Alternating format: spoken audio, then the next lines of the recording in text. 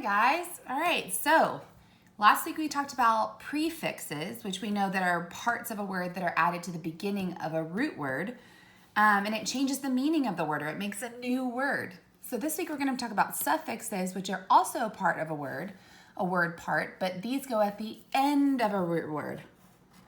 So remember, a root word is just a normal word that we've already seen before, and it is what we add the prefix to or add the suffix to. So there are some words that could have just a prefix, some that could have just a suffix, or some that could have both a prefix and a suffix, okay? So we're going to talk about some suffixes today. So for your test that you're going to take either on Thursday or Friday of this week, you need to know what a suffix is, you need to know where it goes, which we just talked about how it goes on the end, and we need to know what they mean, right? So each of these suffixes that we're going to talk about all mean something different.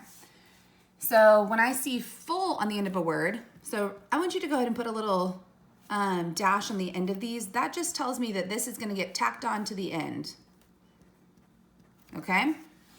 So that tells me it's going to get tacked on to the end of the word. So whatever my root word is, I'm going to put it after the root word. Whereas a prefix, whatever the root word was, I put it before the root word. Okay? So when I see full, it means full of.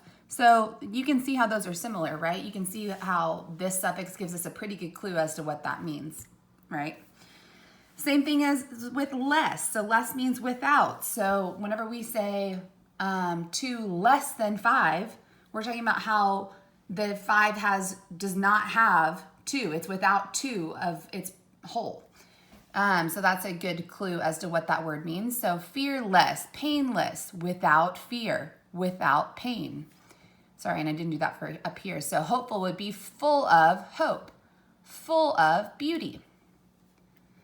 Ness means in a state of being. So darkness, in a state of being dark. So that means like right now, in this present moment, it is not dark outside.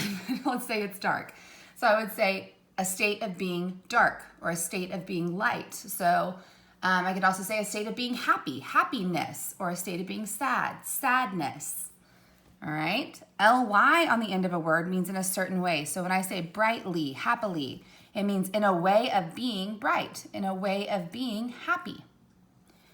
When I see just a Y on the end, it means full of or having. So we have another one that means full of. So FUL or a Y could both mean full of.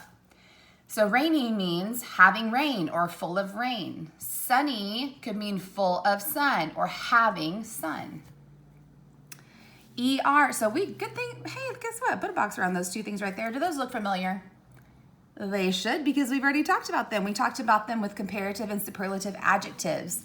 So when I see ER, I'm comparing two things, bigger, easier, meaning this is bigger than this. This is easier than this. I'm always talking about two things when I use ER. EST, I'm comparing 3 or more things. So I could be saying the silliest or the hardest. Out of all the things, this thing is the most silly or the most hard. So EN on the end of a word means to make. So darken means to make dark. Lighten means to make light. Brighten means to make bright. So if I brighten a room, it probably means I'm turning on a light. Able means can be, so washable. So on your marker package, you may see the word washable means able to be washed. So we're actually going to add that right underneath, able. Okay, so it can mean can be or able to be. So washable means can be washed, able to be washed. Able also means can be. So able, they sound pretty much the same. So they both mean that it is possible to do it. It can be done. So collectible means you can collect it. MENT means the act or result of or the state of being. So measurement means the act of measuring.